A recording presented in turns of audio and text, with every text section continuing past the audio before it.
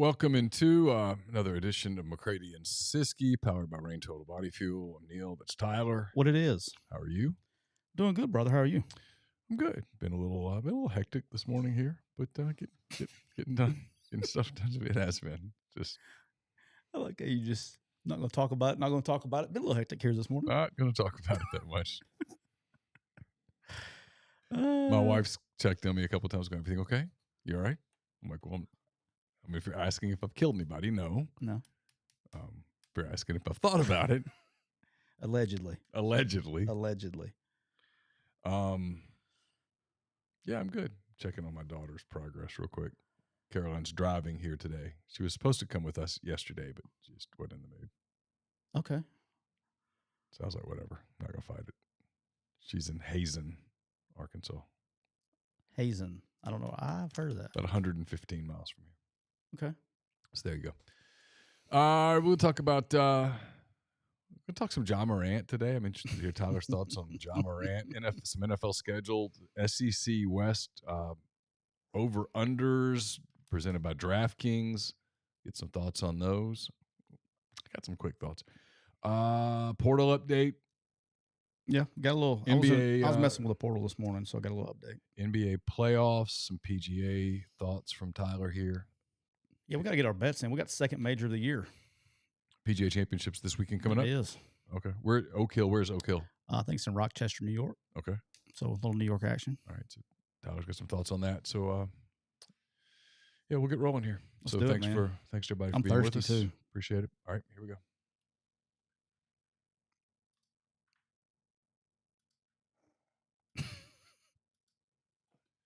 Welcome into another edition of McCready and Siskey, presented by Rain Total Body Fuel. I'm Neal McCready. That is one Tyler Siskey here on this Monday, May the 15th. That was a 3 out of 10 on the crack. On the crack of the bottle. Oh, I guess that would be the pop of the can. Pop of the can. There you go. I'm going Valencia Orange today, Hoss. That's good. It's a good one. It's good. Here in our year 2023, can you believe we're almost halfway through the year 2023? Isn't that crazy? It really is. Month and a half, and we'll be at the halfway point. Dude, we're in football season around the corner now. That's how it works. So I know everybody likes to, I can't wait for football. I can't wait for football. I can't wait for football. I love football as much as the next guy, but I can wait. I can enjoy a summer. I can relax. Football will get here. And it'll get here. And it'll be here. And when it is, be fine. People, I can't wait. I'm like, I can. Just chill. This is the start of, even in our business, the start of slow down a little bit. You know, you got spring recruiting. Mm-hmm. We've cut up pretty much. Everybody needs to be cut up. So, minus a guy here and there, a lot of data, but a little lighter day at the office. I saw there was a tweet from Ole Miss football today about their Friday night lights. They've got 3 of them. And I'm like, there was a day that those deals were huge. And I'm not minimizing them now, but they're not as huge as they once were because you not take as many high school kids. Well, that, and I don't know. How many kids, if you're really good, how many kids are actually participating that you're actually getting a real eval on? Yeah, so you end up, it's basically just an unofficial visit weekend. Correct. Get some guys to come up and you hang with them. And then, which that's been going on for a while, but I imagine with NIL and everything, that's probably more prevalent. So Ole Miss has that the first 3 Fridays in June. Then it looks like they're going to shut it down for a while. And then they have what they call the Juice Fest, which is just the big July recruiting event that everybody has near the end of July, and then away we go. It's just sounds fun, doesn't it? They're like, what's worse is it's that July week, right? From a recruiting staff, all of July is dead except for these couple of days, and it goes right back dead again in August. Like that 1 week, you feel like you have to get every single kid to show up to campus at some point in time in that 7-day window. It's brutal. For they were just here a month ago, right? They'll be there during June at some point in time. If you're going to sign the guy, he's a high school kid, more than likely you're going to get him there at some point in time. Yeah, if you're having 3 events in June and he doesn't come to any of them, you're probably way behind. Yeah, unless now there are exceptions when the kid's far away or whatever, right? But yeah, man, it sucks. So I know it's been a week, dude. We had I know you were going Thursday. How was the graduation? It was good. was good. They graduated as many people as they could. I mean, all those people in as short a period of time as they possibly could. It was good. It was good to see some people that we've grown close to over the last 4 years. You know, girls that we've become friends with their families, and did you hold up okay? Yeah, I was okay. I was fine. See, those are the moments where I think I'm going to struggle. I'm good at any other. I mean, dude, I'm great, and somebody gets sick, goes to the hospital, breaks an arm. I'm Mr. Calm, but those right there, I think it's going to be tough. I mean, I did look at Laura at one point and said, "Are we really old enough to have a kid graduating from college?" And she just looked at me. I'm like, because I mean, obviously we're there. And I said, I just don't feel this old. Like whatever that is, I don't feel it. Like I don't think of myself as a person old enough to have a kid who's graduated from college. I don't feel like inside my mind's eye, I'm not that old. We went to Home Depot on Sunday. Had to replace a kitchen sink faucet. So we went to Home Depot on Sunday, had a pipe bust trying to wash the dishes on Saturday night. That's not good. Not good. Not good. Not a pipe, but line or whatever, you know. Yeah. So went ahead and got, because we've been in the house less than a year, so we got instead of just replacing the line, we just went ahead and got a new faucet deal, you know. So did that, and it was just me, Aaron, and Knox, our 7-year-old. And I made the comment, I said, hey, in 3 years, this is going to be every weekend in 3 years.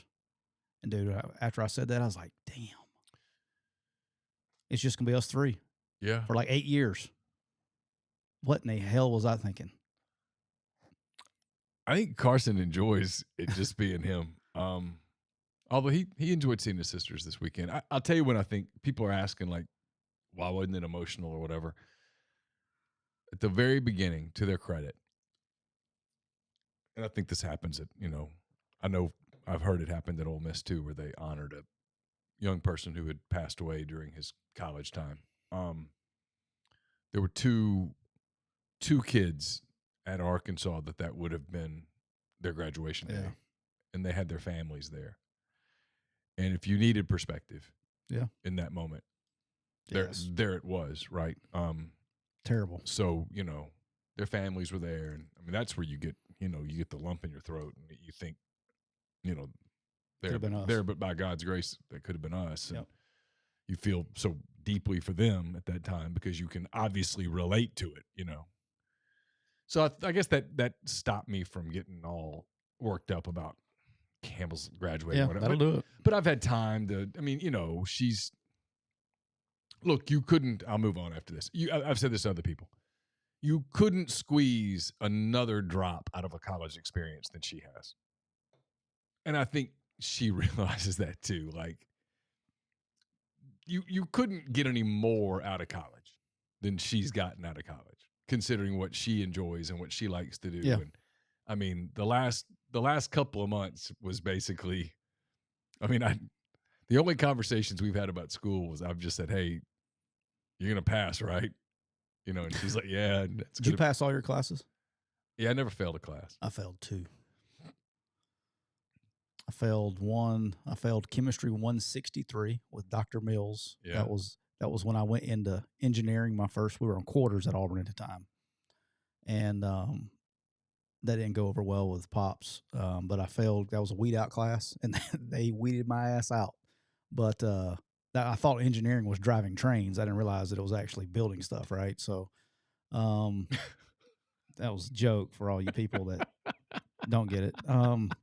But you're like, hey, people are like, hey, this asshole thought he was driving trains. No, I went into mechanical engineering. That lasted 1 quarter. I failed that class. That didn't go over well. Then I went from that to PE. And then, ironically, I don't know why this happens, but the class, when I met Aaron, her and I were in a anatomy class together. Yeah. Didn't pass that one either. I don't know why I would have failed that class, but I failed that class, and that was it. I failed those 2. Still had a good GPA, but I did fail those 2. Yeah, I don't. Pretty much made A's and B's besides those. I made a couple C's. I was a good student. I wasn't great. I was good if I was interested in it. I was really good. If I wasn't particularly interested in it, it was a struggle. Yeah. That's kind of Campbell too. I mean, she's very similar. Yeah, we're not going to talk about it on this show, but between now and the next time we do a show, I need the stream to come up with a new beer we're going to be drinking, because it looks like we're out on Miller Lite now too. I mean, I'm struggling, man. When so Bud Light's out, now Miller Light's out. So the Miller Lite ad that Miller is out. Schoolers. I mean, what are we doing? The Miller Lite ad, it has women basically saying that women invented beer. Without women, there'd be no beer. I'm being a little hyperbolic. And they were going to take all of the old paraphernalia from a different age, right? When you put women in swimsuits on beer ads. Because back in the day, this is... Campbell's degree is in marketing, and I do seriously want to have this conversation with her because I'm curious. Me too. How did that person get a job? That's what I want to know. To me, my deal is, okay, so who is my audience? And that's the product that I'm trying to produce. So if I'm producing, and don't get upset here, beer that ain't that different from like 4 or 5 different other beers, I want to make sure that I appeal. Why would I get upset? Well, because you're a Miller Lite stan until today. Yeah, until about 15 minutes ago. You want to appeal to the people that are going to drink your beer. That stands to reason. Well, the majority of beer drinkers, especially the domestic mass-produced drinkers, I'm guessing, I don't know this, but I'm guessing, I would put a lot of money on it, are men. Men drink more Bud Light, Coors Light, Miller Light than women. I'm guessing. Fair guess. Put the numbers down, okay? Could you draw a 6-hour radius around Birmingham? You certainly could. But most of those men, statistically, this is not a statement. Statistically, most of those men are straight. Statistically. Because if you take 100 men, you put them in a room, how many of you are straight? You're going to get a number that's, I'm guessing, somewhere between 80 and 90. Where are you going with all this, Neal?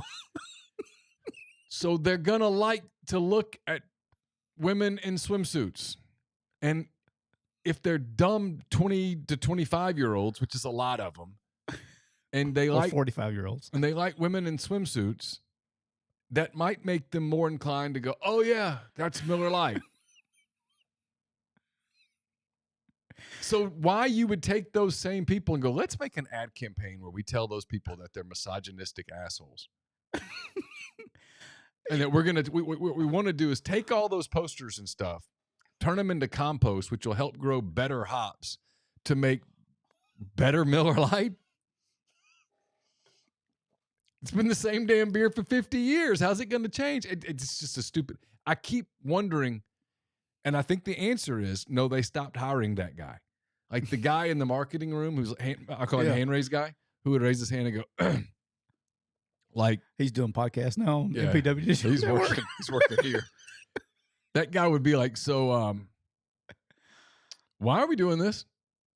Why are we telling our target audience that they suck?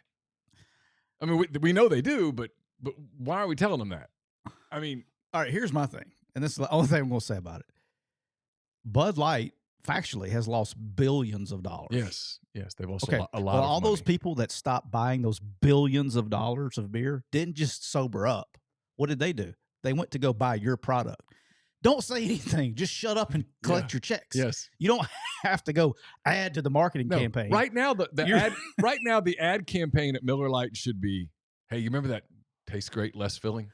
Let's just run it back. Let's run it back. Let's run it back. Let's run it back. Or just here. Where's Bob Euchre when we need him? Or here, beer good. Yeah. Beer. It's good. White cans, not blue cans. I mean, whatever. Yeah. You don't need any kind of mark. Just sit back and collect checks. Miller Lite, we love America. Stop. That's literally just stop. Miller Lite, we like American guys. You're cool. Drink our beer. That's it. That's all you need to do. You didn't say anything about their sexuality. We just like men. We like men who drink beer. All right. So we got a debate on ST Weasel. It looks like it's got a debate on who owns Coors. So I read somewhere today that Coors. I will do research between now and our next show to determine who owns who.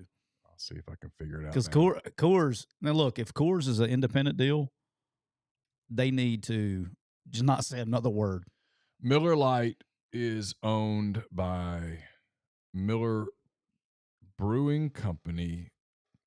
The owner is Molson Coors. Molson Coors owns Miller Lite. So they are together. Yes. Well, we're done. All right. We got a super chat from Austin. We'll just use this as a little transition. But Austin said, I almost had this to talk about today, but I didn't. But Austin brought it up. It says, off topic, I've just been wanting to ask Tyler this all day. Should NASCAR do something about Ross Chastain? It's starting to get out of hand. Who is Ross Chastain? So Ross Chastain drives the number 1 car in NASCAR. Okay. He is a NASCAR driver. He is the one, as limited NASCAR as you watch, you will know this about the guy. He's the guy last year that rode the wall to qualify for the last race, like wrecked his car on purpose in the wall. They had to change the NASCAR rules about him, but he is his nickname is Ross Crash Stain, because he wrecks a lot. Well, anyway, he's got a good, since they changed the cars to next gen, he's actually winning races. So last week, you probably saw this on social media, even if you didn't watch the race. He's the one who punched the other driver in the face. They made national news all over social media. If you didn't see that, come on, dude. You must not. I mean, that was everywhere. I don't think I saw it. Okay. It was a national story that he punched Noah Gragson in the face after the race because Noah Gragson got onto him about aggressive driving or whatever. Well, flash forward to this Sunday. They were racing, and where the hell was the race? Damn, it's blowing my mind. Anyway, they were racing. I watched the whole damn thing. They were racing this weekend in Darlington, South Carolina. Holy shit. Yep. They were racing in Darlington, and it's one of the oldest races. It's like a throwback race, really cool. Well, Martin Truex Jr. was the best car all day. Well, Ross wrecks him. And they were competing. And then Kyle Larson comes up, and then he wrecked, and then they wrecked each other. And so he's wrecking. He's taking really good cars out of the race because he's driving crazy, and people are getting pissed about it because he's driving crazy. I mean, he's not following the rules, I guess, of the unwritten rules of NASCAR, and he's driving crazy. I actually saw him in the airport in Charlotte in January. I guess him and his girlfriend or something were going somewhere. Little guy.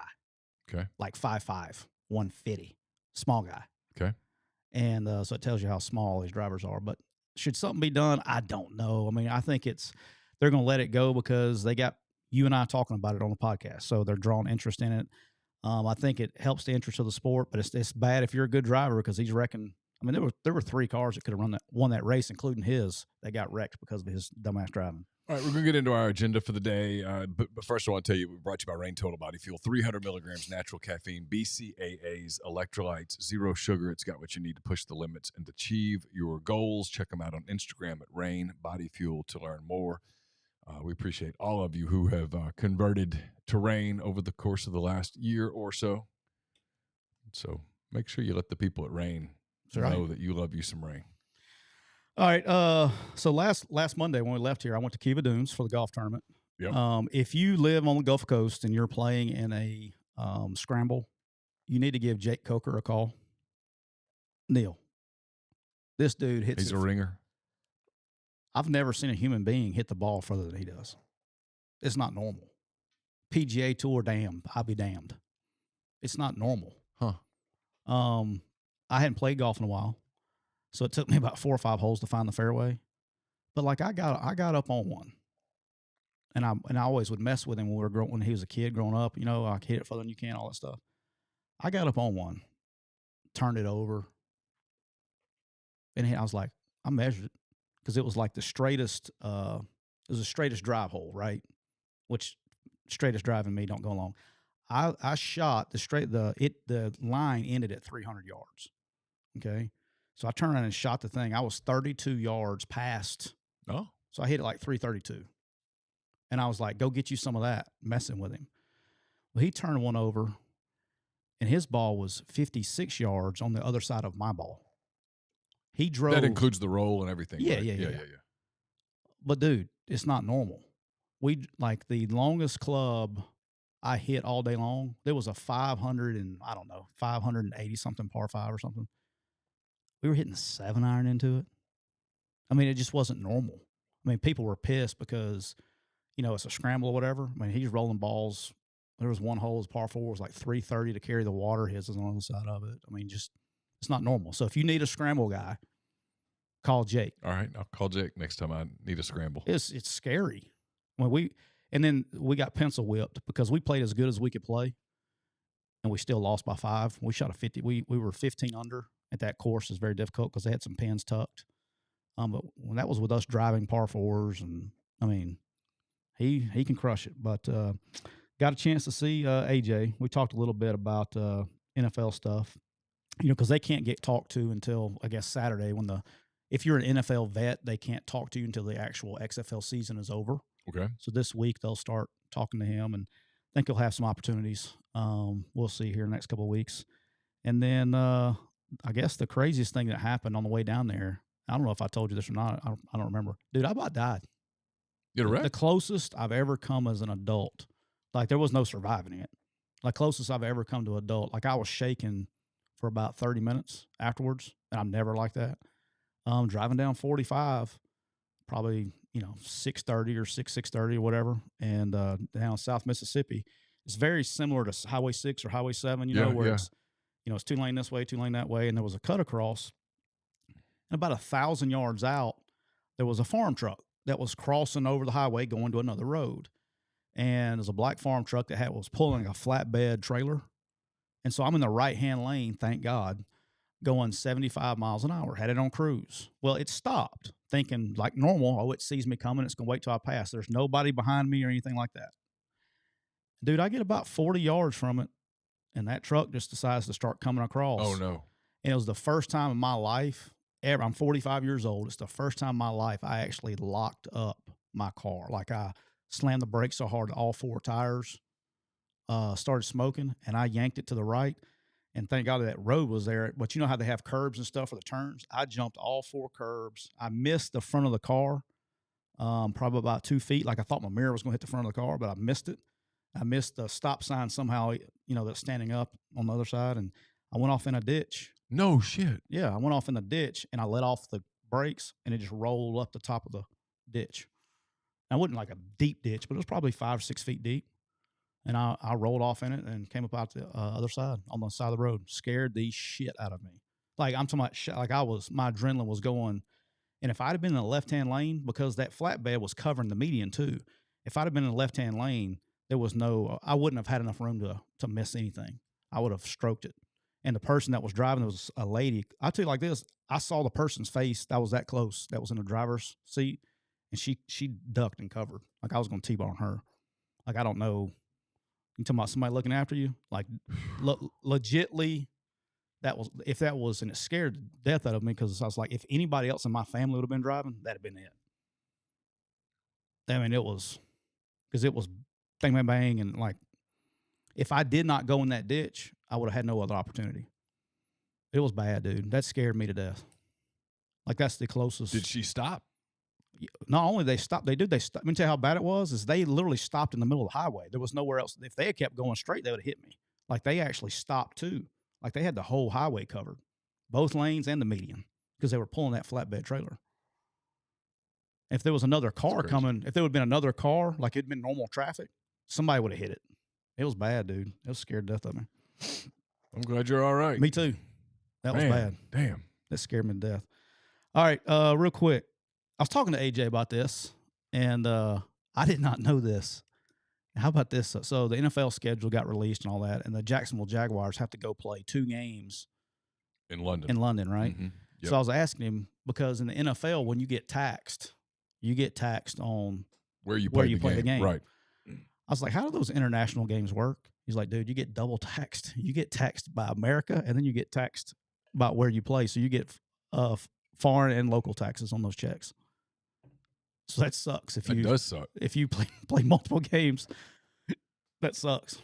kind of the NFL's way of sending the Jaguars ownership a message of, hey, get it figured out or else. Well, they're going to be winning, so there's not going to be. I think they got. I like their chances this year. We'll talk about that later, but they're playing back-to-back games there in London. I guess one of them at Tottenham. Yeah, I think they're playing. One's at Wembley and then one's at Tottenham Stadium. But getting double taxed, that suck. But I haven't had a chance to really look at it. Did any team come out ahead on the schedule? I don't. I don't. I mean, they're all NFL we'll figure teams. it out. We'll figure it out on when it comes time to the road to whatever we're doing this year. All right, some schedules that are out. DraftKings has their over-unders released for next season. You can bet on these games, on these teams, over-under totals. Can you how good? The first question I was going to ask you is how good do you feel about even doing it with the influx in roster right now? It's hard. There will be changes between now and then. Yet, I think the portal has second go round has caught some programs flat-footed. Agree. I think there were some assumptions made about the second part of the portal that have proven to be inaccurate. I think there was an assumption that there would be more flight than there was, and there was a ton of flight. Yeah. But I think there was an assumption that there would be more top-end players in the portal. And in reality, I think what you see is that at most places, schools took care of their top-end guys. And so there's a little less impact in the portal than maybe people thought there would be. And so, again, and no, I'm not referencing any specific programs. But just in general. But I think there were some programs that were caught flat-footed. And I don't know that while they probably are still going to find some enforcements, I don't know that those enforcements are going to be reinforcements is the word I'm looking for, are going to be as impactful as maybe they thought they would be on paper. Yep. So we'll start with Alabama. Yep. The over-under on Alabama is 10.5, and to do this properly, I've got to pull up a schedule because I don't have Alabama's schedule memorized. Alabama football schedule 2023. All right, so Alabama in 2023 opens with Middle Tennessee at home. Okay. They get Texas at home a week later, the return match from that game that was a classic a year ago. Yep. Alabama goes to Tampa to play South Florida. Yep. Then Alabama. That's interesting, but go ahead. They have the two Mississippi schools. They are home against Ole Miss on September the 23rd, at Mississippi State on September the 30th. Then they go open the back end with at Texas A&M, home against Arkansas, home against Tennessee, home against LSU. So they have Alabama, Tennessee, LSU, boom, boom, boom at home. There's an open date between Tennessee and LSU.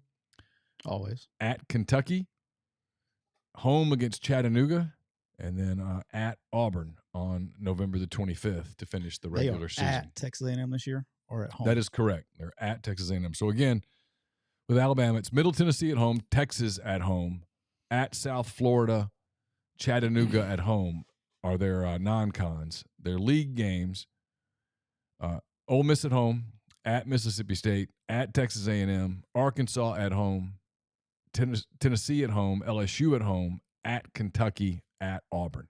Well, the thing they got going for them is it seems like their hardest games are at home.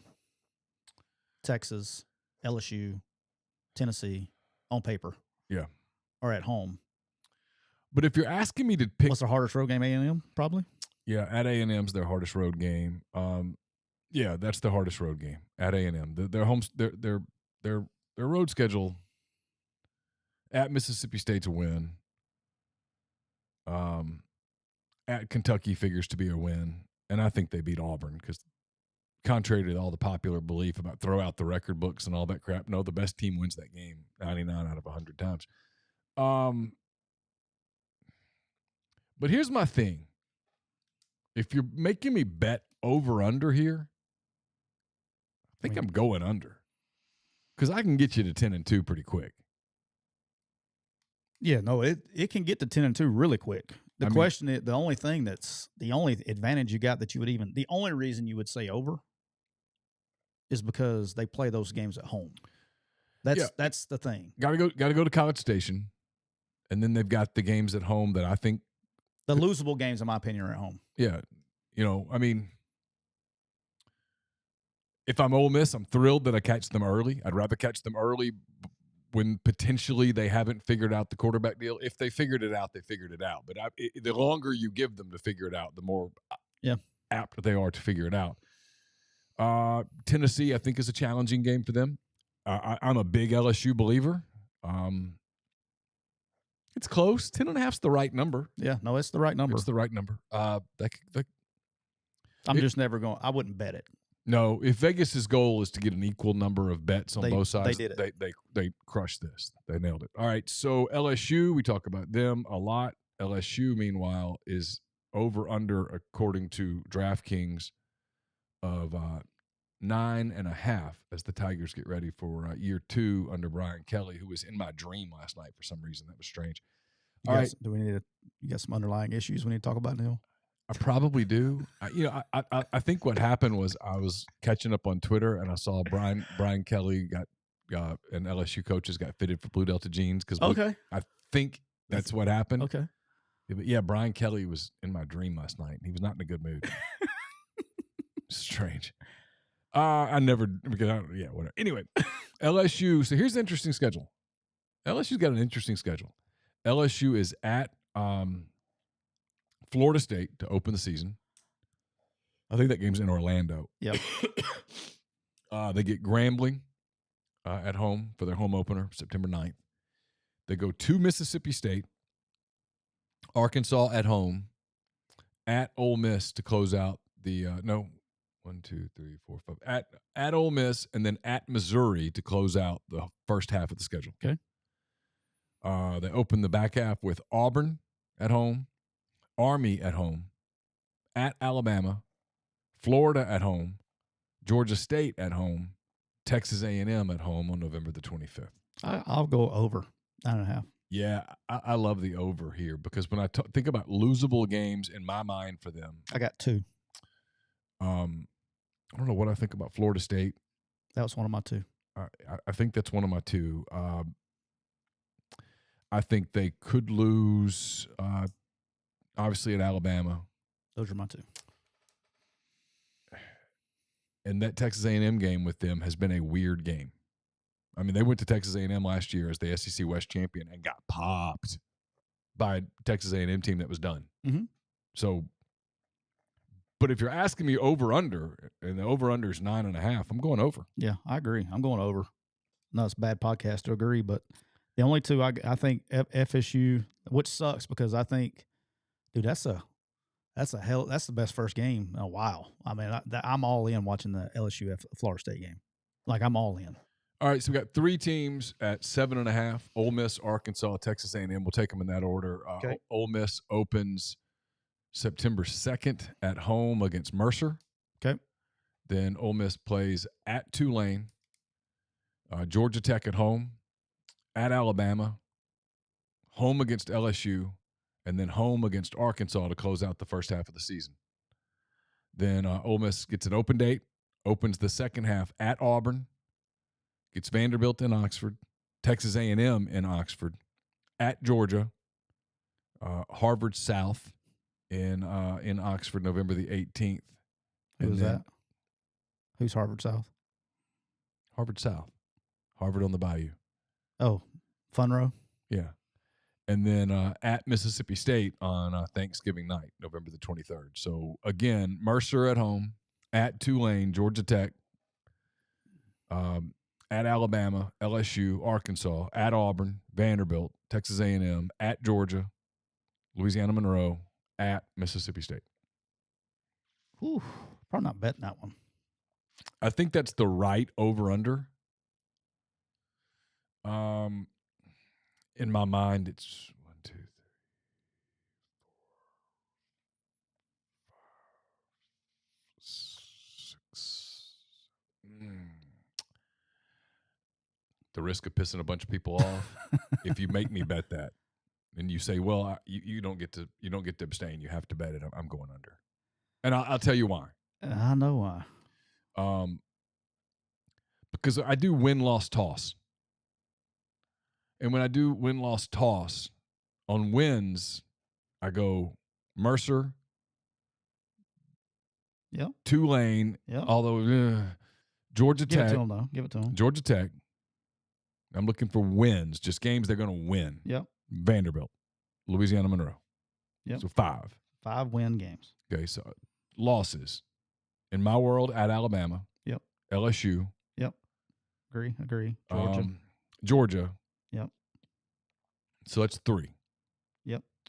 5 and 3 is 8. The other 4.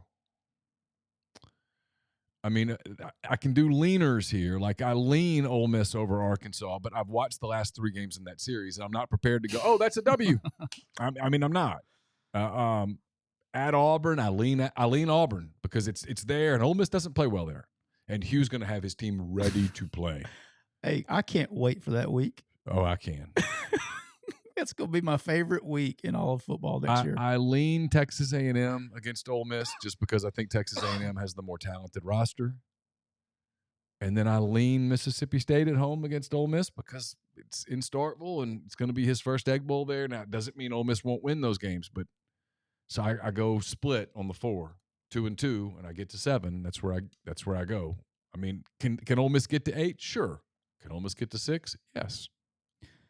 I just did it this way. I had 5 games I think they'll win. I had 3 games I think they'll lose. Mm-hmm. Then I had 4 50-50 games. That's what we just. Yeah. So that puts it at 7 and 5, right? Yeah, right. If you go by chalk. But things will change between now and then. Oh, sure. Well, I mean, there will be. This is impossible, right? It's just first. It's impossible to go, well, here's what's going to happen in week 5. Well, you don't know who's going to be hurt, who's not going to be hurt. I mean, but if you're looking at it from the outset and you're trying to figure out what's the safest over-under, I think the safer bet is under. Yep. That's me. All right, let's see. Which, look, now, that's not terrible with the people you're having to play there because you got Georgia on the other side now. So you don't have an East. All right, so we go from Easy them one. to Arkansas, also 7.5. I don't know enough about Arkansas's defense this year. I gotta look into that. Yeah, so Arkansas opens at home against Western Carolina. Then they get Kent State at home. Okay. BYU at home. Okay. Then they hit the road. They go to Baton Rouge September 23rd. Okay. They play the Arlington game on September the 30th against Texas A&M at Jerry World. They come to Ole Miss on October the 7th to close out the front half of their season. Okay. Follow that with the trip to Alabama, October the 14th. Then they go home. They get Mississippi State at home, followed by an open date at Florida. They get Auburn at home, FIU at home, and Missouri at home. So the front part of the schedule, the very early part, pretty good. The back part, not so bad. The middle is brutal. So if I'm doing over-under on them, I'm trying to, let's do win-loss toss. Wins, Western Carolina, Kent State. Same. And I think BYU's a win. Same. Looking for other wins. FIU. Same. Might be as far as I go. I gave them Auburn at home as a dub. Okay. I gave them Missouri at home as a dub. Okay, so you're giving them 6 dubs. I'm giving them 4. I got them 7 dubs. I gave them 1 more. Then you gave me 1 more at home I liked. Western Carolina, Kent State, BYU. It was an SEC team. Florida at home, maybe? No, at Florida. There was 1 more I had in there. It was a home game. Their home games again, Western Carolina, Kent State, BYU. They have Arkansas's, Texas A&M's the neutral site game. They get Mississippi State at home. That was it. Auburn at home. And FIU and Missouri at home. Yeah, I gave them. All right, so L's for them. At Alabama. At LSU. It's L. That's only 2 L's. That's only 2 L's, so I'm getting into some tosses. I'm going over. I don't hate the over, but I don't know that I feel good enough about them to get there. I got 3 50-50s, 7 and 2 with 3 50-50s. We'll see if I can get them to 8. Western Carolina, Kent State, BYU is 3. They always play Texas A&M close, but if I'm going to be consistent here, I think Texas A&M is better this year. That was one of my 50-50, so I don't know. That game's weird. Yeah. So that's 3. I'll give them Mississippi State's 4. I'll give them Auburn's 5, FIU 6, Missouri 7. So if they get one of the other ones, Texas A&M, Ole Miss. Here's the one that if you told me they won, I'm not surprised. At Florida. I put that in my 50-50. November 4th. Florida might be in trouble by November 4th. I got this weird feeling. We won't talk about the East today. I got this weird feeling they're not going to be so bad. Okay. You might be right. No, I mean, I'm not saying they're going to go out and win a natty or anything. Yeah. But the East is not what the East has been, minus Georgia. Okay. Let's see. Texas A&M is up next. So on Arkansas, you're going over. I'm going over, under, over. Alabama, I'll just say over. I don't know. All right. Here's Texas A&M. They open on September the 2nd at home against New Mexico. Yep. They go to Miami a week later. Okay.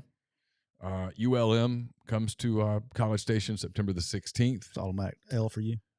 Auburn comes in the next week, and Okay. then they play Arkansas in the aforementioned Southwest Classic at Jerry World. Okay. Alabama at home, October the 7th. Okay. At Tennessee. Okay. Open date. Okay.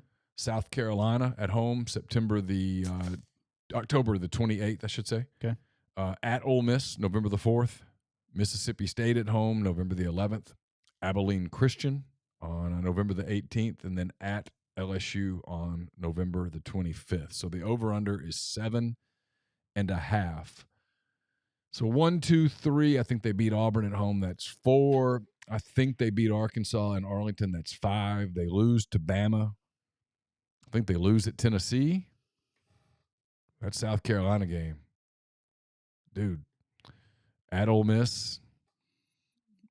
Mississippi State. They typically lose to the Mississippi schools. I mean, as cocky as they are, they typically lose to both. But I'll give them Mississippi State. I'll give them Abilene Christian, and I think they lose in Baton Rouge.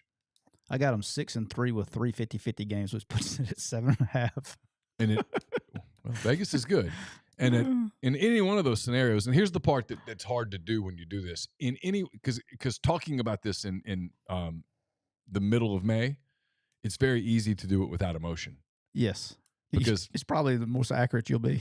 Like, whatevs, right? Hey, look, if let's play this scenario out. Get off to a hot start. I'm gonna give them all the way through Arkansas. Okay, so that's 5-0. Boy, they're pumped. Texags is we're winning the whole thing, banging their rings. Everybody's pumped. L, Alabama. Okay, I think that'll be L. At Tennessee. That's the L. Get an open date. Take a chance to regroup. Talk ourselves into a hot finish. Okay. Okay. South Carolina comes in and beats them. That would be a big game. Because South Carolina's good now. Then you got to go to Ole Miss, and Ole Miss gets them. And now you're 5-4, and it's chaos. Yeah. You're firing everybody. Who are we hiring? Can we raise the money? And that's when Mississippi State goes, hey, we weren't supposed to do anything. Yeah. And they get them. And now all of a sudden, you beat Abilene Christian in front of a half-filled stadium, and you're 6-5 going to LSU. The over-under's already shot. And hell, you're staring at the Birmingham Bowl, and it's who's replacing Jimbo Fisher. I'm not saying that's going to happen, but what I'm saying is they could lose a few games in a row, and the panic kicks in, and everybody loses their minds, and all of a sudden, games that we thought in the middle of May, oh, that's a win, is suddenly not a win anymore. Yeah, no, I see.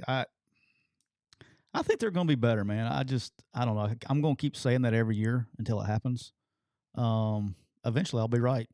But look, I think they're going to get off to a hot start. That Tennessee game, but I'll throw a panic at you. Lose the game in Arlington. The last 3 years, it's been an absolute coin toss. It's always weird. Lose it. Lose that game. Yeah, no, it's and then after that, it's. I mean, holy shit, dude! It blows up at that point. Yeah. I mean, all of a sudden you lose that game and you're 4-1. Bama gets you 4-2, 4-3, 4-4. I mean, it falls apart. So I agree. All right. Mississippi State and Auburn both are 6.5 as their over-under. We'll start with Mississippi State if I can get to the screen here. There we go.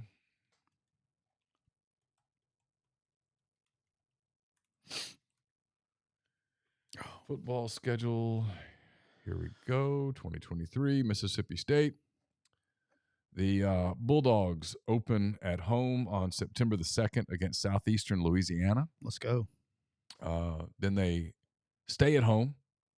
They're home for the first 3 weeks. Southeastern Louisiana, Arizona, LSU. Oh. Then they hit the road for a trip to Columbia, South Carolina to play, you might guess, South Carolina. I heard. Alabama at home. Ooh, and Western Michigan at home to close out the first half of the season. They get an open date. Welcome to the beginning of the season, huh? Yeah, open date after Western Michigan.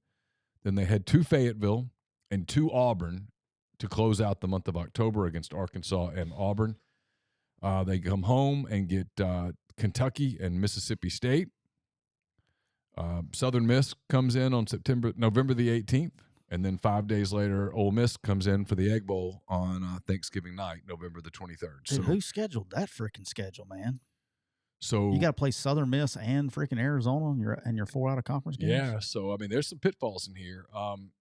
So I'm trying to Arizona's getting better, and they're not good, but they're getting better. Let me see if I can get them to 7.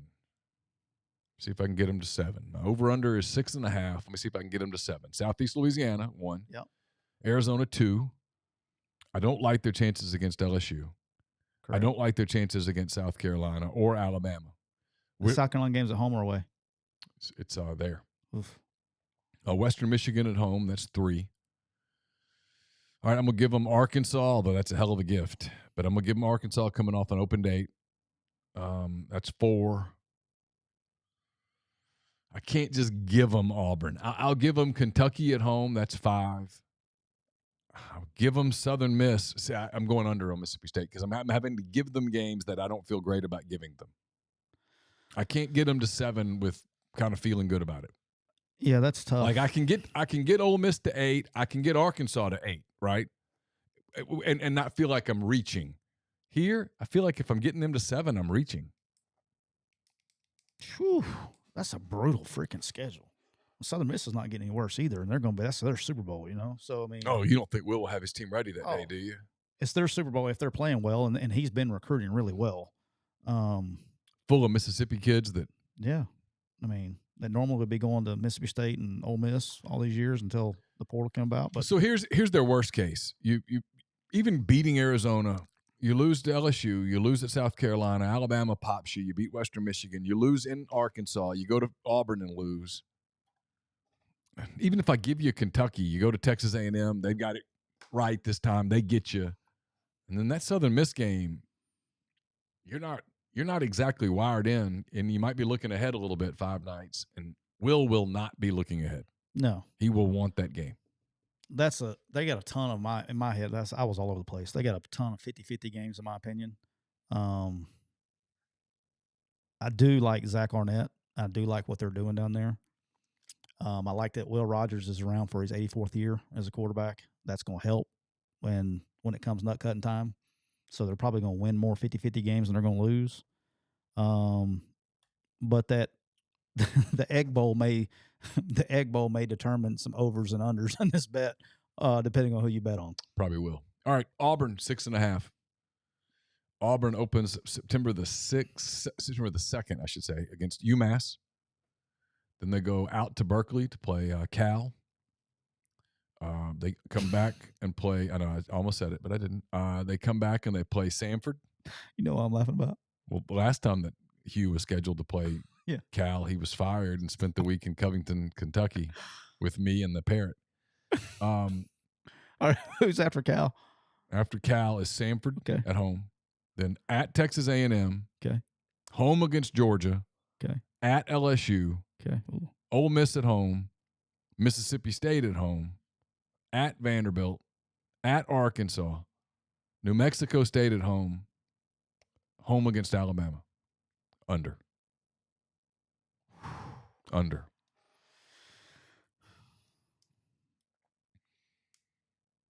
So I can get you off to a 3-0 start.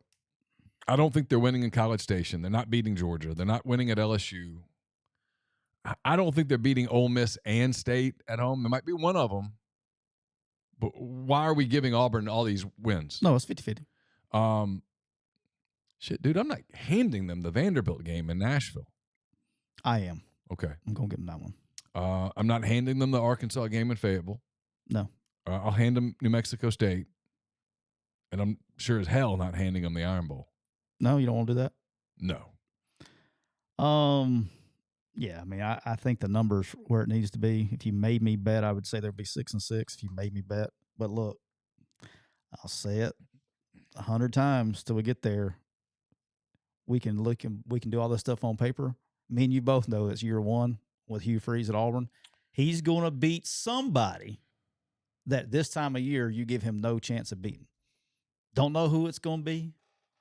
Don't know, what the deal is. But he will beat somebody that he's not supposed to beat. I don't know who it's going to be. But he's going to end up beating somebody that nobody's going to think so. Yeah, I'm cool with that prediction. I don't think that's wrong. Now he's got to win the other ones, right? He's got to get the ones that you're giving him. But he's going to end up beating somebody. I'm not sitting here saying he's going to beat Georgia or Alabama, or LSU. But those other 9 games, he'll figure out a way. It's going to be competitive. He'll beat somebody that nobody's going to give him a chance of beating. You see the pictures from Joe Burrow at OTAs today in Cincinnati with his headband on. Got his headband on. Got the locks flowing. Joe's been in the gym. All right. He looks like he's put on 15, 20 pounds of muscle. I'm totally serious. You had dreams about Brian Kelly, and now you're talking about. He looks like he's gained physique. I'm starting to look. We need to go get you some help. Well, I've been drinking Bud Light. I'm kidding. It's a joke. Ha ha. All right. Grind said, Siskey, you got to accept that Ole Miss people believe he's going to fail at AU. Well, I don't give a shit, Grind. I kind of say what I want to say. I don't think he's going to help. I do not think he's going to fail. I don't think he's going to fail. I think it's going to take him a little time to get the roster in place that he needs. I don't know. He's won everywhere he's been. I don't know why we're saying this place is going to be the place that he doesn't win. I think he'll win at Auburn. I'm just not prepared to say that he's going to win big in year one in a league that's. No, I don't think he's going to win big. In a league that's really healthy. I think he's in a similar situation than he was when we took over in 12 here at Ole Miss, and hell, they hadn't won a damn SEC game. It was years, 2 years maybe. At least. It'd been a long time. Won back-to-back games on the road in Little Rock and here at home against Auburn. I know that we won. I think that maybe maybe one more. Y'all won 3 league games, right? Beat State that year. Yeah. At home. So we won 3 league games. He'll figure it out. All right, little portal update, because I had to do a little work with a client this morning in the portal stuff. So because the particular topic we were discussing where it was FBS scholarship players in the portal. As of this morning, and this was about 9-ish that I had this phone call, there were 1,324 FBS scholarship players in the portal. 598 of those were grad transfers. Of that 1,324, 598 of those were grad transfers. The number is misleading, which I wish they could figure out a way to do this. But, just because you commit to a school, they're not coming out of the portal. They're only coming out of the portal once they enroll in classes. So we were joking. We said we got to give them enough time to raise their prices up. So it's a little portal update for you. I think you'll see a lot more of commits and a little more solid commits because these prices, once they go on the visit and they figure out how much everybody's going to pay them, I guess this is when the decisions are going to be made over the next couple of weeks because they will, I guess, enroll in June. Most of them will, unless we're just going to hold out for more. So next couple of weeks will be big on determining who's going where and all that stuff in the portal, even though they are committed to go to places. That doesn't lock them in until they actually start classes. So that's your portal update for today from the FBS because I was actually in there working on it this morning. All right, and then Neal, I got to give credit here. You got any more bills to pay before I talk about this because I want to get your thoughts on this. Yeah, a couple real quick. Right. Brought to you by Walk-On Sports Bistro, where they put everything they've got into bringing you game day with the taste of Louisiana. Dig into their mouth-watering, made-from-scratch Louisiana cuisine. Po' boys, gumbo, voodoo shrimp, plus fan favorites like juicy burgers, fresh salads, all in front of 70-plus TVs, 40-plus. Ice-cold beers on tap. Check them out in Oxford or Ridgeland today. We're also brought to you by Comer Heating and Air, Southern Air Conditioning and Heating. If you live in North Mississippi, you know that it is hot today. If your AC is balking at you, you need to get in touch with the people at Comer and Southern here pretty quick. Different names, same great products, same great people, same great services. If you live in Oxford, Batesville, Tupelo, or the surrounding area, call Comer, 662-801-1777. If you live in Hernando, Memphis, or the surrounding area, call 662-429-4429.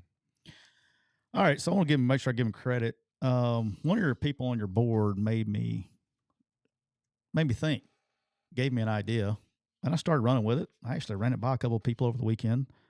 And John in Oxford was the guy who's spurned this thought. So, John, thank you. Made my brain think a little bit. I had an idea that may fix everything. And I want to see if you can poke holes in it, because I can't poke holes in it. Okay. I've been trying, but I can't. So NCAA, if you're listening, I may have a way to fix all this mess. All right, collectives. Collectives are not NIL. Collectives are pay for play. Is that fair? Yes. Okay, so everybody has a collective. There's nobody getting any kind of name, image, and likeness out of a collective. They would push back and say that they do some stuff on social media, right? Blah, blah, blah, blah, blah. But in reality, it's salary. It's salary. So if you have a collective, that is essentially pay for play. So the NCAA is trying like hell. They're trying to go to Congress and they're trying to get all these laws passed. Well, what if we did this, NCAA? Because we already have state laws that allow schools to be involved with a collective. It's just not an NCAA rule. Does that make sense? Like they're bucking the system a little bit by the school being involved with a collective as much as it is, depending on what state you're located in. And that's some of the frustration, right? If the NCAA comes out in the collective part, that's the pay for play, and we're going to cap what the collective, not the NIL. You can get all the NIL money you want to get, big boy, because the collective is not NIL, it's pay for play.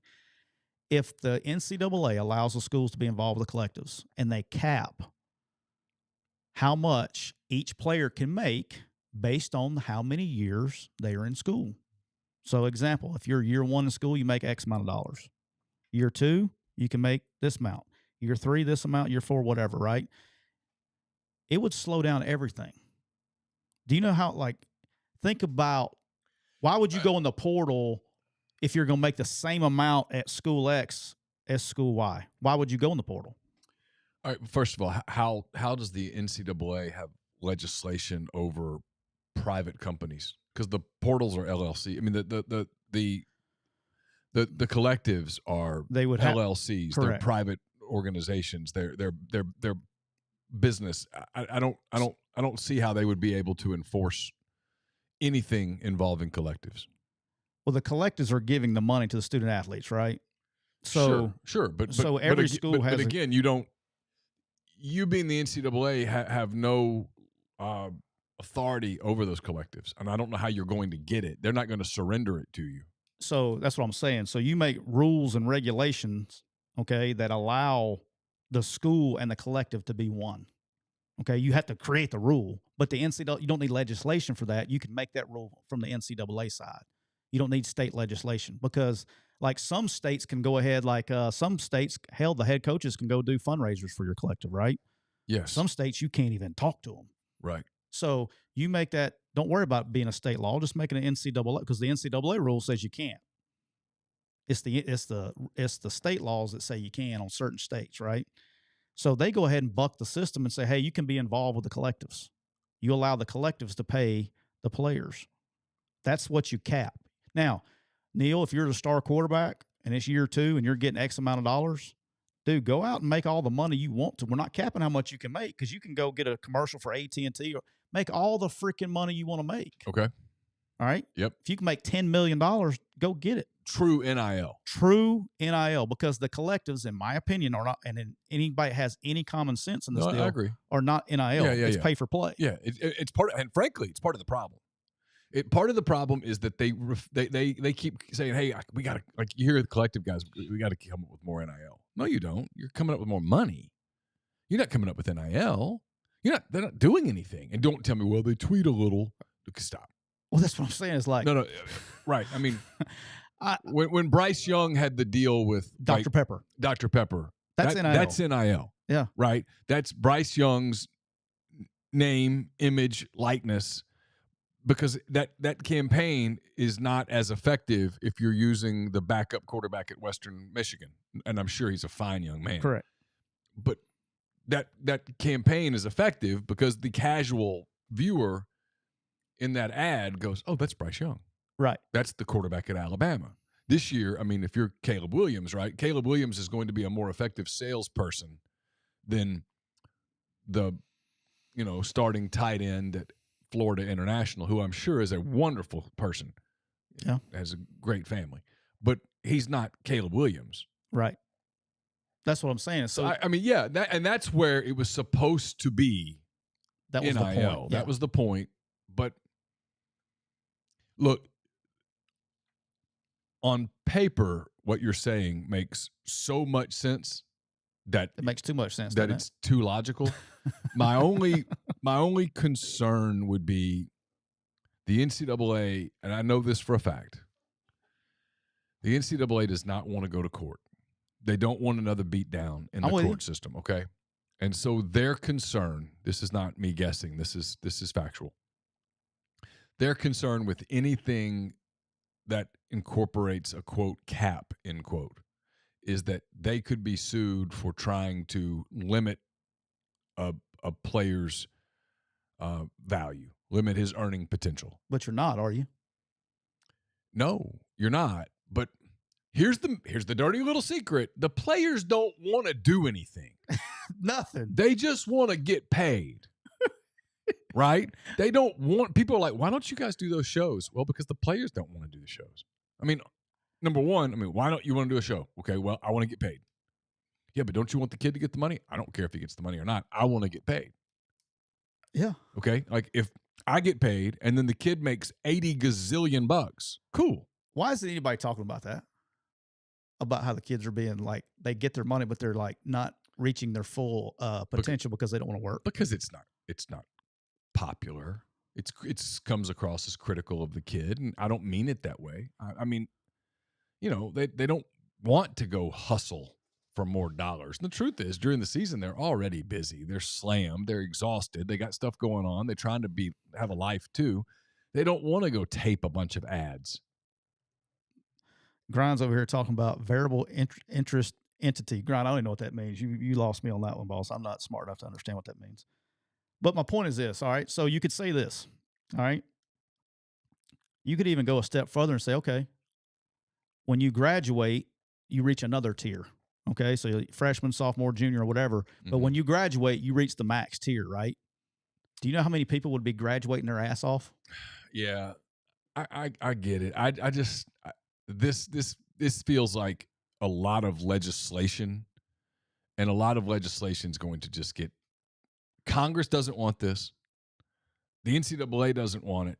Well, they don't need Congress if they do this. That was the whole point, right? Yeah, the NCAA is not doing this on its own. The NCAA is not doing this on its own. The NCAA will do this if Congress passes it, and they can go, hey, this is Congress. We're just enforcing congressional rules. Recruit more high school kids because, hey, you can't afford to pay the 3-year guy. So let's go get a bunch of rookies. Of course. You could do a lot of, there's a lot of things for a lot of people that could help. Keeping the transfer portal as is? That's what I'm saying. Check this out. You leave the transfer portal because I don't think you can fix both, right? I don't know if you can fix one of them. Right. But if you fix this, hey, leave the portal the way it is. Because now why is a kid going in the portal? If he's making the same money here as he's going to make next door, why would he go in the portal? Well, now you're just going to get back into black market money. I mean, all right, but here's the thing, right? I agree. That was the blowback that I got, right? That was the number one thing. Well, you're just going to get back in black market money. Cool. All right. But allegedly, I know a little bit about the black market. Black market money is a 20th yes, of what collective money is. Sure. Okay. So there's not going to be a pool. Because corporations aren't contributing to black market. Correct. There's not going to be a giant pool that's going to move the needle that much. I mean, I could think of a car dealer, but yeah. You know what I'm saying? Yeah. Like, there's not going to be as much money. I'm trying to avoid that topic right there. You see, I like smoothed over that one. Yeah. But there is not the black market money Chevrolet is not even near where Ford dealer, where collective money is. Beer distributor. Yeah. But yeah, most places. But that was and the other thing is, like, somebody was like, well, you're just going to get a company that's going to say, okay, we're going to do a legit NIL deal with such and such. Well, the corporations, okay, this is another thing they don't talk about. Corporations rather be in the collective. They don't want to be tied to a school's athlete because it cuts their market down. Well, and also when you get tied to an athlete as a corporation, like we're going to talk about John Morant in a minute, you get tied to an athlete and then he does something stupid and all of a sudden you're tied to it and you're trying to, how do we extricate ourselves from it? Yeah, they're still kids, but you don't, let's say it's if you go sign a Mississippi State athlete, all right, you're a Mississippi company. What's the biggest Mississippi company? Let's just throw one out. Well, I mean, I'll give you an example of one that's talked about doing business with us and doesn't because there's no Mississippi State equivalent, and that's Cellular South or Singular. Right. All right. So say that's Cellular South, okay? Singular. Yep. They still got a company? C-Spire? C-Spire. Okay. All right. So you're C-Spire, and you go out and you go, all right, I'm going to do a deal with Will Rogers.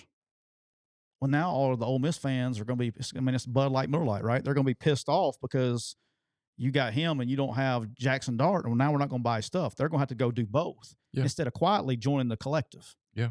So I think that's a way. And then, but I think you could slow down the portal. I think the kids would go in the portal for the right reasons, which is, hey, I'm not playing or whatever it is.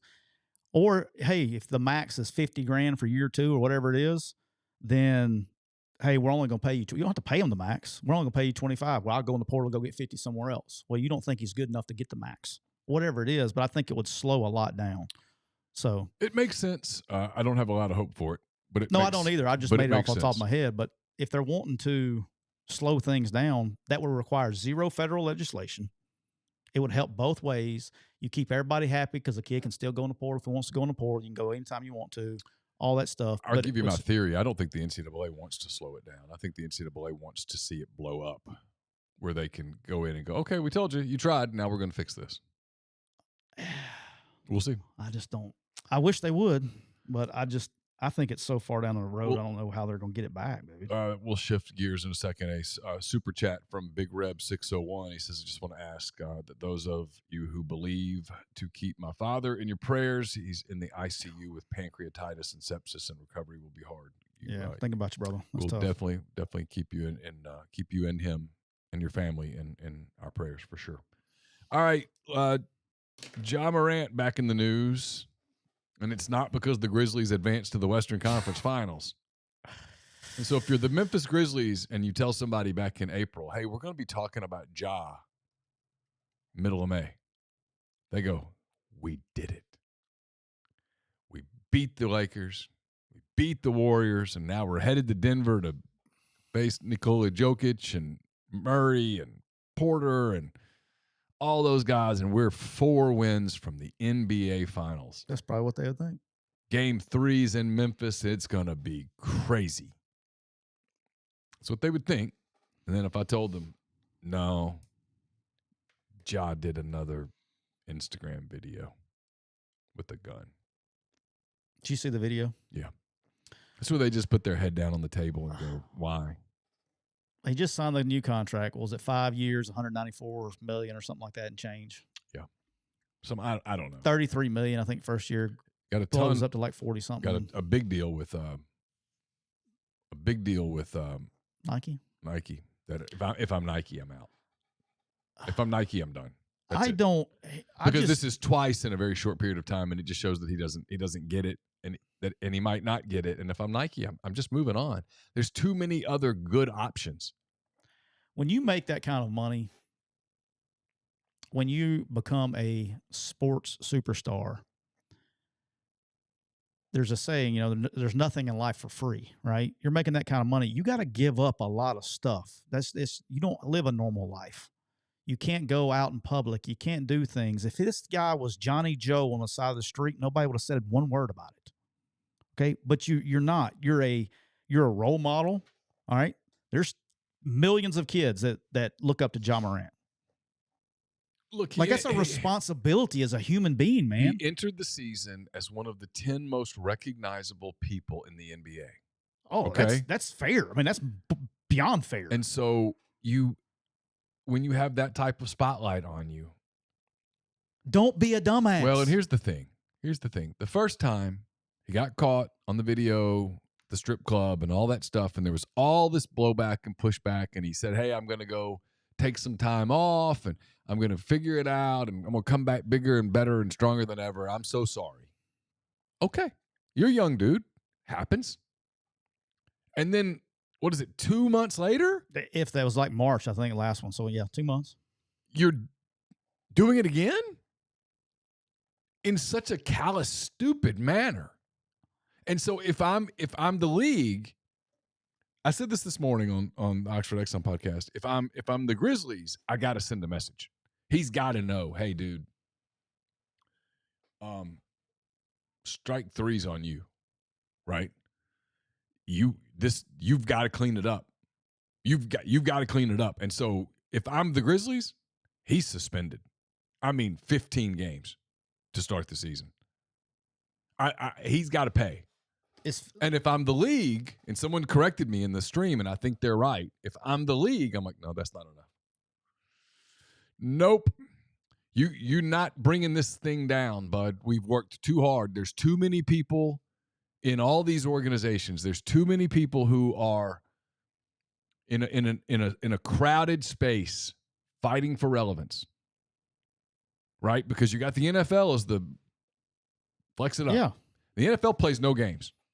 At some point, you got to learn from what the NFL does. Like it or dislike it. The NFL, you do something to embarrass the NFL, and they will wipe you out. Yeah, well, Austin says it right here. Is starting to remind him of Antonio Brown. So what happened to Antonio Brown, right? Yeah, and he's so irrelevant. And so you look at Major League Baseball. Trevor Bauer's not pitching in Major League Baseball. He's in Japan. He's in Japan. I mean, Trevor Bauer's not far removed from a Cy Young Award. He won it the year before, right? That he got suspended maybe 2 years. He won it with the Reds when they beat. He won it in 20 with was it the pandemic year that he won it? I don't know. Yeah, whatever the case may be. He's a damn good pitcher, and he could help a team right now. Yeah. But so if you're Adam Silver, a message has to be sent that hey, you're not big enough to bring. Because what's next?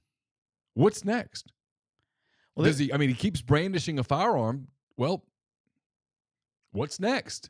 All right, if I'm the league, I'm just done with him. I'm really close. I've got to send him a message that goes, "Hey, no more." I mean, the guy. From South Carolina, 2-parent home, the whole deal. Like, he knows better. You know what I'm saying? Like, he knows better. And what drives me nuts is, let's look at the Grizzlies. They just invested $200 million, roughly, 194, whatever it was, 3, whatever it was. All right. In the superstar. And yet we're making that kind of money, and we got that kind of investment in the kid, and he's riding around with a gun. Like, why doesn't he have his own, like, he's got to have somebody to babysit. If you got to have somebody to pay somebody $250,000 a year to babysit the guy, whatever. But, like, this guy, it's not just about sitting out games. He's got to, like, lifestyle change. He's got to change who he's hanging around with. I mean, who are his friends?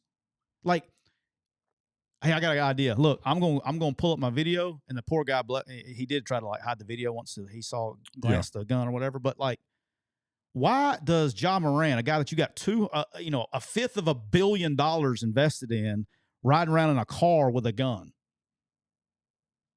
Why isn't he with people protecting him with a gun? Like, he should have his own team, and we're riding around like that.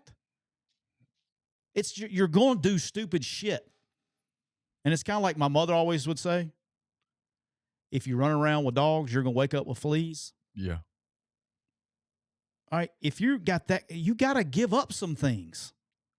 You know what I mean? Like, you can't do the things that you want to do sometimes, because you're that kind of person. LeBron can't do that. Well, no. Trae Young can't do that. No, again, name any superstar, any sport that can do that and get away with it. There aren't any. And he continues. That's my point. It's just, come on, dude. If I'm the league, I'm suspending him for at least a quarter of the season. I mean, top 5 dumbest shit I've ever heard of in my life. It's just stupid. Yeah. Grind says, as we say where I'm from, you turning gangsta at 25 just to prove you're not from here. I don't know why Ja is doing all this, right? I don't know why. Why are you trying to be something you're not? Who to impress who? Who is that? That's what I'd love to find out from him. Is who exactly are you trying to impress? Because if you want to really impress, go win a title in Memphis. Yeah. Go win a title in Memphis. Like, it's the equivalent of Giannis Antetokounmpo winning a title in Milwaukee, of Dirk Nowitzki winning a title in Dallas. You look at those titles and you're like, respect. You remember that one title forever. And if I'm the Grizzlies though, I'm worried right now because my path to winning is really narrow, and it includes him at his highest level. And if I got to worry every night about what he does and who he does it with, I'm concerned. And we live in a world, and here's the thing, is you live in a world now, social media took away a lot of the shit, right? Like, I'm not going to sit here. I mean, I'm sure back in the, I mean, we've heard stories and stuff about, baseball guys drinking beer in the locker room after games. When social media came around, that took away a lot of the extracurricular freedoms that you had. Sure. All right. And then, like, I always had a saying, and I've heard it, a bunch of coaches talk about it, but it's protect the team. All right. Protect the team. When you do shit like that, you're not protecting the team. Now you're bringing, I always would say, hey, when your problems become my problems, now it's a problem. Like, dude, that's so stupid. And it just pisses me off that this guy's got literally $500 million. He's working on pissing down. I'm talking about generational wealth. He's looking at pissing down the freaking tube because he's being a dumbass. And for not to have, it's just as much Memphis' fault too. I believe this, and people are not going to talk about this. But you should know. You can't tell me that they didn't know they had a problem before March. You can't convince me of that. No, they're bound to have known. You can't convince me that no one in that organization before March of this year knew, hey, dude, this guy's going out and he's doing some things that's going to burn our ass. But here's the problem, is that you're so scared as an organization to truly take it on because you don't want to alienate him. It's the problem with small markets. I've been listening to a really fascinating series of podcasts leading up to the draft. And obviously I'm a Thunder guy. And there was a really well done podcast where the odds are they'll go 12th. The draft is tomorrow. Draft lottery is tomorrow night. It's 80-something% chance they'll be the 12th pick. They could fall to 13. They could jump to 11. And then there's a very small, but there, chance that they move into the top 4. And so what they did was they said, hey, let's do this where, hey, if we're picking first, if we're picking 8th, if we're picking 13th, whatever, who would we take? Okay. And they did the deal where they were, obviously, if the Thunder got the first pick in the draft, there's a 1.7% chance they would take Victor Wembanyama. There's a 1.9% chance they get the second pick. And if they got the second pick, they would take Scoot Henderson. There's a 2.2 or something like that % chance they get the third pick, which led to the fascinating conversation. On paper, who do you take? Brandon Miller. 6'9", can shoot it. Spaces your floor for a team that's about to bring Chet Holmgren in. You got Shai Gilgeous-Alexander. You've got Brandon Miller. Makes so much sense. And these are informed people who said, I don't think they'd do it. Why? Because Oklahoma City's never going, and Memphis either. Anything you say about Oklahoma City applies to Memphis. You're never going to be a free agent destination. The elite player, the peak of his career, Luka Doncic isn't finishing his contract in Dallas and going, you know what I'm going to do? I'm going to sign the big max deal with Oklahoma City. Right. No, he's going to L.A. He's going to New York. Right. Big market. Go to Miami. You bring in a Brandon Miller, and he turns out to be a cancer, you have to blow the whole thing up and start over again. And that's you have to at those places. It's lip service at a lot of places. Hey, we really evaluate people. No, you got to get it right. Yeah, it's heartbreaking on one end because I've been in the business so long that you come across these things, right? And the point to me is just because they're of age doesn't make them an adult, a mature adult. No, and when you're an organization and you got that kind of money invested in a guy, or you're a college and you got a kid on your team, when you take them, when they're there, what's going on. Like, the problems. If you're willing to press the gas, if I'm willing to take this kid if I'm a college coach, or I'm willing to spend that kind of money if I'm an NFL or NBA franchise on a guy and he's got problems, you have to protect the investment. You have to go above and beyond to make sure he's not screwing up. And apparently that's not happening. So this is just as much. Yes, John Morant's an idiot. Top 5 dumbest shit. It's almost as bad. Like, I used to have this thing when I was a high school coach. We had a contest for who was idiot of the week, idiot of the year, because it was always an idiot. It's like Michael Vick. You remember when Michael Vick got busted? The guy was on the cover of Madden and had made like $106 million, including all of his endorsements that year. And he got arrested going on a plane trying to sneak weed on a commercial flight. Do you remember that? Vaguely. It was like $10 worth of weed. Now, you're worth $106 million, but you're going to get busted for trying to sneak $10 of weed on a plane. Hey, if it's that important to you, just buy it when you get there. Of course. Don't be a dumbass. All right, last couple things. NBA playoffs, you think the NBA is praying for a Lakers-Celtics finals? What are the ratings difference if it's Lakers-Celtics or if it's the other way around? Let's say it's Nuggets and Heat. What are the ratings differences?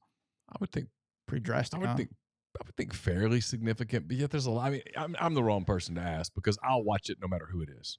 I'm in. Yeah. With a casual fan. I'm the wrong guy. I think the casual fan wants to see LeBron and all of that. I got mad respect for LeBron. I've been saying this all year. I've watched the Nuggets a ton. I'm a Thunder guy. I'm not a Nuggets fan. I'm not getting on a bandwagon, but I've enjoyed watching the Nuggets all season, and they're healthy. And right now they're playing a really quality brand of basketball. And I'm not saying they can't lose to the Lakers, but the Lakers are going to have to bring it. Yeah. Because Denver's playing really sound team Anthony basketball. Davis can't leave the court in a wheelchair because his head hurt. He's got a headache. I'm not going to question that. He got popped. And he came back and played well in Game 7. Game 6. LeBron was terrific in Game 6. And here's my only thing. Where the hell was that Klay Thompson game in 2016? Where the hell was that Klay Thompson game? You'd have you a dub, man. Oh, we'd have won the whole damn thing. I know. It's unbelievable. All right, last thing. You got PGA Championship at Oak Hill. All right, so we got the second major. By the way, I saw your golf swing. I gave you some love on Twitter, man. I saw that. Dude, you can break 100 with that swing. I just got to get you a putter and work on the short game. You can break 100 with that swing. I'm good. Top golf's fun, though, huh? Top golf is fun. I'm a big fan. If you ever want to go play top golf, sign me up. Do you know, like, they got that thing, and of course, people that play golf understand it. So the tees are so low, and they give you I'm not taking my own clubs, okay? So the driver and stuff that they have there, the sweet spot is up high. Like, you can't even hit the sweet spot. They keep you from hitting it out of the. That's what they're doing, is trying to keep you from hitting it out of the screen. Yeah. Like, you can hit your 4 irons just as far as you can the driver there because you hit the driver below the sweet spot, and the tees are so low. And so you're out there hitting 220-yard drives, but hitting your 4 iron 220 at the same time. So, but it's a blast. I did not hit my irons 220 at all. How far can you hit a 4 iron? I don't know. I hit. I hit mine 220. Yeah, won something. I don't know. I don't remember. I was just being silly after a while. I was having fun. It was fun. I had a few times where I was like, okay, I'm gonna see how far I can hit it, and then I was trying to hit. Did you hit the back of the net? I was trying to hit the targets. I think it rolled to the back of the net. So I cheated, and the Nashville one was really short. It was only like 215, I think, to the back of the net in Nashville. And so I was playing that game. You got more points for hitting the little thing in the back of the net. I was just stroking 4 irons in the back of the net and just let them roll down the back of the net. Kids are getting pissed. It's like got boned like 100 points or something. All right, so the PGA Championship, second major of the year, is playing at Oak Hill in New York. Yep. And I got some bets for the group. Grind, you got to start betting some PGA. I really like my bets this week because of course fit and everything else. I've already placed them. I got 3 win bets. I got Tony Finau at plus 2,500. Won the last tournament he played in, won. But this is going to be a long-ass course, and you got to be accurate. Got to have a really good short game. Dude, I like Tony Finau plus 2,500 as a wager there. My second bet is Matthew Fitzpatrick at plus 2,800. Oh, yeah, I like him a lot. I know you know nothing about Matthew Fitzpatrick. All right. His brother used to play quarterback for the Bills. No.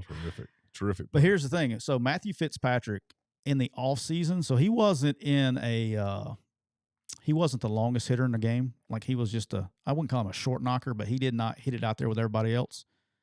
But in the offseason, he went and did all this science shit like Bryson did. And now he's one of the sneaky longer hitters in the game. And this is his grindy kind of course.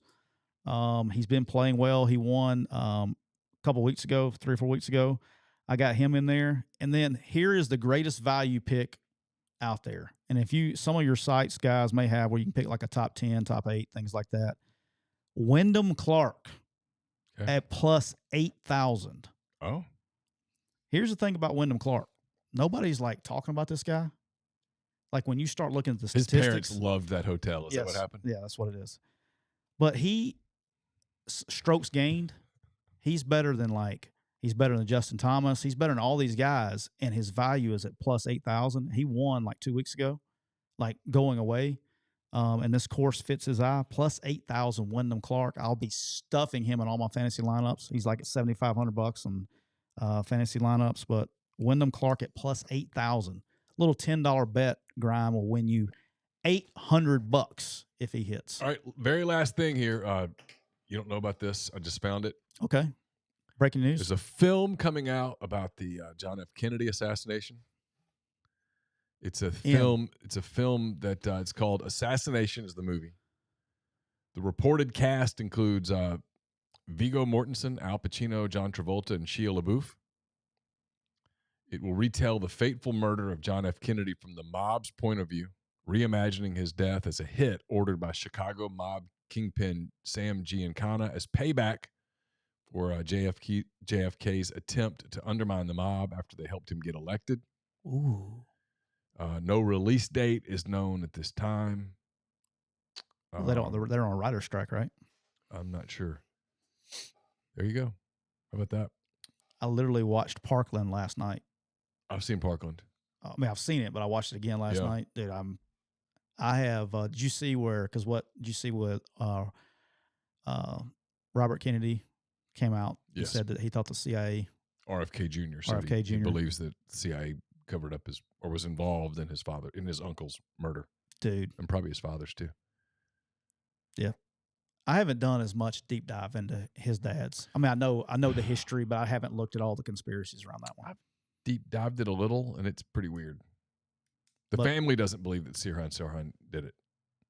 They believe that he's a fall guy. But he was in front of people, though, right, in the kitchen? Yeah, he was there. He was there when they were walking through the kitchen. They just don't think that he was alone, and that they don't think it was. They think he was set up, that he was paid or whatever. Do you think we ever find out the truth before we die? No, because I don't think they want us to know the truth. I'm now convinced that the truth on so many things is probably so awful that if the country as a whole learned it, public trust would erode to a place where we'd be dysfunctional. That's why I always go back to the CIA, in my opinion. My opinion, allegedly, don't show up at my doorstep. Mm-hmm. Always go back to the CIA, because at this point, if it was anything other than government, we would probably know by now. Yeah, if it were a mob hit, I think someone would have talked by now. Yeah.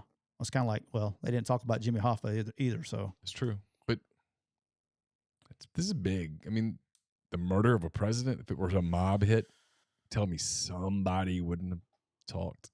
Somewhere. Somebody wouldn't have talked to somebody who talked to somebody, would have gotten out. I think so. But I'll go, hey, I've been there. Yeah. Sat next to the window. Yeah, I have too. Several times. No way. You're insulting my intelligence by telling me that guy did it by himself.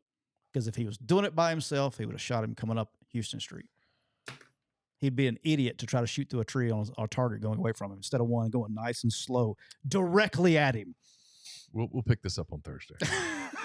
I think you're right, but don't give Oswald credit for being a smarter, more rational thinker than he was. I mean, he was not a particularly bright guy. He was not rational. He was irrational. He was emotional.